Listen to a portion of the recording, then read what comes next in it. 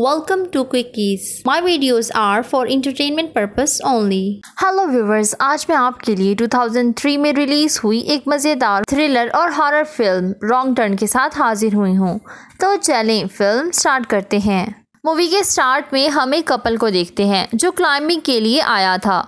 लड़के का नाम रिची और लड़की का नाम हेली था। क्लाइंबिंग के दौरान हेली का पाँव स्लिप हो जाता है, मगर फिर भी वो खुद को संभाल लेती है। वो रिची को आवाज़ देती है। उसके ना आने पर वो परेशान हो जाती है और अचानक से उसके मुंह पर ब्लड आकर गिरता है। इसे देखकर वो और ज़्यादा अपसेट हो जाती है। इसके साथ ही रिची की डेड बॉडी कोई नीचे फेंक देता है और साथ ही हेली को ज़ोर से ऊपर खींचने की कोशिश करता है, मगर वो अपनी रस्सी काट कर नीचे गिर जाती है और रिची की डेड बॉडी देखकर वो बहुत ज़्यादा रोने लगती है। अचानक उसे खौफनाक आवाज़ें आती हैं और वो अपनी जान बचाने के लिए कार की तरफ भागती है। रास्ते में उसका पाँव एक वायर से अटक जाता है और वो मर्डरर उसे खींचकर अपने साथ ले जाता है। न्यूज़पेपर में एक कार चोरी होने की न्यूज़ होती है। नेक्स्ट सीन में हमें एक कार दिखाई जाती है जो बहुत ही खूबसूरत एरिया से गुजर रही थी। वो कार एक क्रिस नामी लड़के की थी जो इंटरव्यू के लिए जा रहा था। क्रिस ट्रैफिक जैम की वजह से लेट हो रहा था, इसलिए वो नीचे उतरकर चेक करता है और वापस गाड़ी में बैठकर कंपनी को इन्फॉर्म करता है। रास्ते में सिग्नल्स ना होने की वजह से वो एक गैस स्टेशन के पास जाता है। वहाँ स्टेशन ऑनर एक अजीब सा आदमी था। वो ऑनर ऐसे लग रहा था जैसे बीमार हो। क्रिस कंपनी को इन्फॉर्म करने के लिए कॉल करता है, मगर फ़ोन डेड था।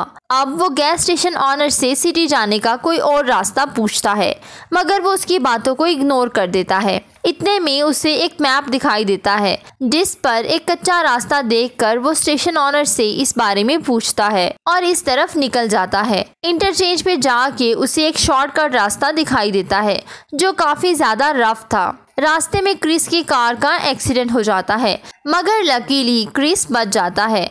अब वो उन लोगों से अपॉलजी करता है और उनसे रास्ते में कार खड़ी करने की वजह पूछता है। उनमें एक फ्रेंसियन नामी लड़की भी थी और वो टायर फटने की वजह से पिछले गैस स्टेशन पे जाने का कहती है, लेकिन क्रिस उसे वहां जाने से मना कर देता है और बाकी सब वहां से चले जाते हैं। इवान और फ्रेंसिन कार्स के पास रुक जाते हैं। रास्ते में उन्हें कुछ अजीब चीजें दिखाई देती हैं जिनमें गाड़ियों के टायर्स भी जल रहे थे। ये देखकर क्रिस को लगता है कि ये कोई डेंजरस बात हो सकती है। दूसरी तरफ फ्रेंसिन और इवान को कोई चीज़ महसूस होती है।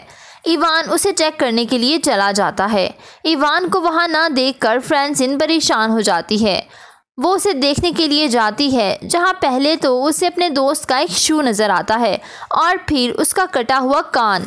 वो ये सब देखकर बहुत डर जाती है। अचानक से कोई उस पर पीछे से अटैक करता है और उसे भी मार डालता है। दूसरी तरफ हम उन चारों को देखते हैं जो चलते चलते एक घर के पास आते हैं। वो हेल्प के लिए डोर नॉक करते हैं। क्रिस अपनी सारी गाड़ियां देखकर परेशान हो जाता है, लेकिन उस घर में कोई भी नहीं था। वो कॉल के लिए अंदर जाते हैं जहां डाइनिंग पर खाना रखा हुआ था। घर की हालत देखकर ऐसा फील होता है जैसे बहुत टाइम से किसी ने यहाँ सफाई नहीं की और वहाँ बहुत सी कार कीज भी पड़ी हुई थी। और एक अजीब बात तब होती है जब हम देखते हैं कि फ्रिज खोलने पर बहुत सारे ह्यूमन बॉडी पार्ट्स रखे हुए थे और हमें एक रूम में वही वायर नजर आती है जिससे उसकी कार का टायर फटा था। ये लोग वहां से भागने लगते हैं तो विंडो के जरिए क्रिस की नज़र एक गाड़ी पर बढ़ती है। अब वो चारों बैकडोर से भागने लगते हैं कि तभी दरवाज़ा बंद होने की वजह से ये लोग डर जाते हैं। इतने में किलर आता है और फ्रेंसिन की बॉडी आकर टेबल पर रख देता है। फ्रेंसिन की बॉडी देखकर क्रिस और जैसी डर जाते हैं। वहाँ हम 3 आदमखोरों को देखते हैं जो फ्रेंसिन की डेड बॉडी टेबल पर रखते हैं और उसे खाना स्टार्ट कर देते हैं। जैसी ये सब देखकर शोर करने लगती है, मगर तभी स्कॉट उसके मुंह पर हाथ रख देता है और उसे चुप करवाता है। डेड बॉडी खाने के बाद तीनों किलर्स सो जाते हैं और ये लोग वहाँ से निकलने की कोशिश करते हैं, मगर अनलकीली एक आदमखोर की नज़र उन पर पड़ जाती है। ये लोग फिर भी वहाँ से निकल जाते हैं। अगली सुबह क्रिस उन किलर्स की गाड़ियाँ चुराने का प्लान करता है। वो लोग क्रिस पर फायर करते हैं और उसे इंजर्ड कर देते हैं। दूसरी तरफ स्कॉट भागकर एक ट्रक में चला जाता है कि तभी एक एरो आकर उसकी चेस्ट पर लगता है। वो तीनों अपनी जान बचाकर भाग जाते हैं। रास्ते में ट्रक मिट्टी में फंस जाता है। वो लोग ट्रक छोड़कर रोड की तरफ जाने लगते हैं। सुबह से शाम हो जाती है। अब वो तीनों किलर्स भी अपने शिकार के लिए निकल जाते हैं। दूसरी तरफ वो तीनों थक कर लेट जाते हैं ताकि थोड़ी देर आराम कर लें। कार्ली उन्हें एक टावर की तरफ इशारा करती है। वो तीनों खुश होकर उसके ऊपर चले जाते हैं, मगर वहाँ किसी को ना देखकर परेशान हो जाते हैं। ये लोग वहाँ क्रिस की बैंडेज करते हैं। उन्हें एक ओल्ड रेडियो दिखाई देता है। वो हेल्प मांगते हैं मगर कोई रिस्पॉन्स नहीं आता। अब उन्हें फिर से आवाज़ें आने लगती हैं तो वो देखते हैं कि वही किलर्स नीचे से गुजर रहे थे और उन्हें ऊपर आता देख के क्रिस स्टोर पर चीज़ें रखना शुरू कर देता है ताकि वो ऊपर ना आ सकें।